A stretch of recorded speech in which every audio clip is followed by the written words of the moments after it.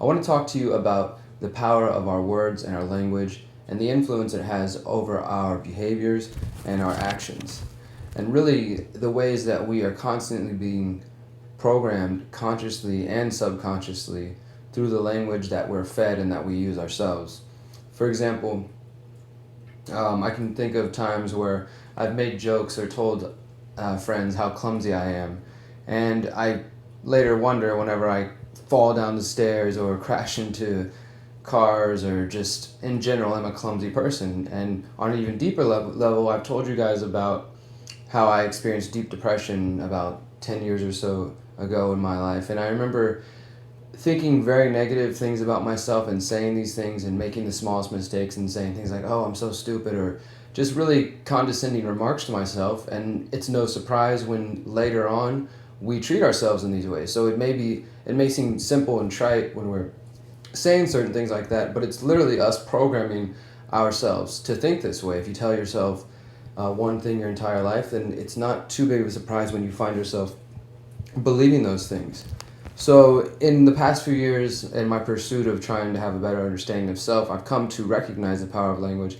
And I was brought to the idea of conscious language, which is from Dr. Robert Tennyson Stevens, and a friend of mine introduced me to some of his work last year. And I haven't dove into all of it completely, and this is not an endorsement of his work, but really of the power that I do see in becoming more conscious of the words that we use. And we're going to get some examples of this. For example, with mastery systems, which is the conscious language that Dr. Stevens talks about, there's things like instead of saying you want something, you have something. Instead of wishing that something would happen, it's about making a choice and choosing, which is basically taking the power back into your hands. Instead of saying, oh, I wish I had these things, or oh, I want this. A want means that you're lacking, that you desire something outside yourself, you're giving away your power. But by choosing to have things, it's making a conscious decision to make that happen.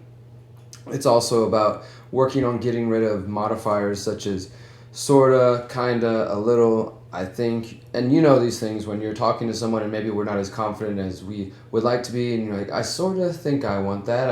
I kind of have a question, and it's sort of a defense there. I did it myself. It's a defense mechanism that we all do in different ways. There's ways to get rid of that to empower your language. There's also conditionals such as would, could, and should have. So his work focuses on how to improve your language, and then thus through improving your language, improve your actions. So you use words like I am, I will, I choose, I love, I create, or I love the thought of this happening to empower yourself and to give your words that power. Now, related to the use of words, there's a urban legend, I guess you could say, about the Hopi Indians that says they have no concept of time, that whenever they spoke about doing something, that they spoke in present tense. That if something broke, you didn't say, okay, we'll fix that later. You just stop and did it right then, because there was no concept of later. It was just doing things now. To some degree, their idea of time, the idea that they had no concept of time, has somewhat been debunked, but there's still debate around that. But I think it's important to see that idea that really just by changing your language, and instead of saying, oh, I'll get to that later, or ignoring things, or again, using your words to disempower yourself, we take action through our language. So we choose to have things, we choose to do things, we take action in our lives, and it's important to do those things. And when you take all this into account and think about the way that we can program ourselves to do negative or positive things, the way that we can condition ourselves to accept certain behaviors by that programming, whether positive or negative, you also have to take into account the way the government and the media and outside forces can influence you through bombardment of images and language and words, and the way that that can program you consciously or subconsciously. So by understanding your own use of words and the way that you can empower yourself through conscious language and breaking free of the chains of unconscious language, you can also recognize the way others may try to influence you and sway your opinion, such as the government and the media. And the ideas that they, of course, are pushing are that they are necessary, that authority is a necessary part of your life, that you're only free through them. It's a lot of disempowerment, whether look like this, shop at these places, wear these things, sound like this, look like this. it's not about empowering you. And so when you start to take steps to recognize your own limiting language and to change those doubtful, limiting, negative ideas and to reprogram yourself into something that's more positive and more beneficial to yourself and also to those around you, then you can see the way that the world around you is shaped to do the same thing, and you can start to help change it. By changing ourselves, of course, we know that we're going to change the world around us. So recognize the power to your own language, help others recognize that, and then start changing the language you use in your everyday. For example, if you're talking about the old media, aka the mainstream media, why would we continue to call them the mainstream media? This is the name they have for themselves, correct?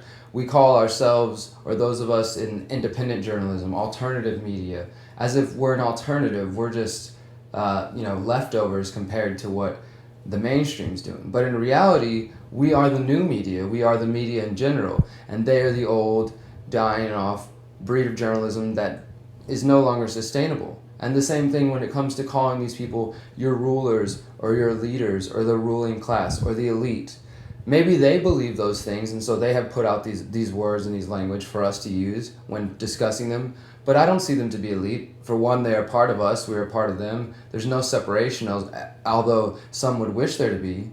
And they're not leading anybody. If anything, they're misleading people. So let's start being more conscious in our language. Let's claim the power that we have of our own selves. No one's leading you unless you let them. If you decide right now through your own words and say, I'm making a choice right now to claim my own freedom, I'm making a choice to take action in my life, to find ways to be free, to help others find ways to be free, then no one can take that away from you. You can also make a choice and say, you know what, I'm going to be apathetic. I'm going to back off of my own life. I'm not going to be driven. I'm not going to take control of my own existence and of my own potential. Instead, I'm going to yield and hand it over to another individual or another entity.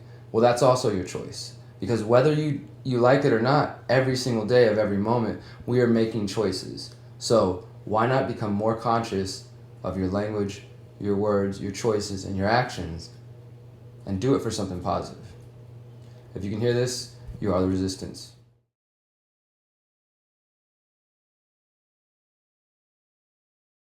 Thanks for checking out my podcast. So if you haven't heard, I'm going to be launching a brand new live show called the Conscious Resistance Live. It's going to be at least an hour, probably 2 hours, once a week. We may move to more days depending on how you guys like the show and what the need is for. I wanted to start this platform mainly because I've been doing radio for a couple of years. I went, as some of you know, to go temporarily co-host for Adam Kokesh on Adam vs. the Man Live, and I got a good response. And I do feel like there's a need in the new media and in media in general for a positive based platform that understands the importance of liberty, that understands the importance of community and the importance of sustainability and of a free, independent media. And I want to be a part of that. I want to continue to go out there and to present to you the world from my viewpoint of a conscious, spiritually inclined anarchist. And whether you consider yourself to be an anarchist or spiritual or religious is really not important, because what I'm looking for are other individuals who want to help me with writing, with graphics, with doing your own reports from a positive standpoint, because I know we're all out there and we're looking for solutions. We've been talking about the problems for quite some time. There's still plenty of people who are coming to this information, but when you get past the point of fear and you decide to take action, you're looking for solutions, and that's what I want to focus on. So if you want to help me launch a platform that is based on positive news, from a conscious perspective, looking at the world for solutions, then please invest in the Conscious Resistance. You can find the link below. I've just launched this Indiegogo campaign for the Conscious Resistance Live. It's on indiegogo.com/project/the Conscious Resistance. You can go there and donate anywhere from $1 to whatever you please. I appreciate every contribution to helping launch this platform. We'll be getting going in the next couple weeks, and by mid to late October, it'll be fully up and running, and I hope that you guys will join me. So thank you. Stay tuned.